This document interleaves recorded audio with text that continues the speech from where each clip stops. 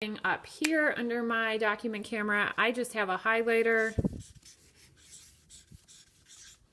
I can see it. Obviously, I would need to do some things to bring it into focus and maybe tap and use a darker marker. Another thing I need to keep in mind is my shadows. So depending on the lighting in your room, you may need to either move around lights or make sure that you're always using a dark enough utensil so that you aren't creating so many shadows that students are having a hard time seeing. But this is just balance on a light. Now, I am going to give you some images of potential document cameras that you can create. Maybe you have some wire shelving at home that you can slide a piece of paper under and put your device on top of.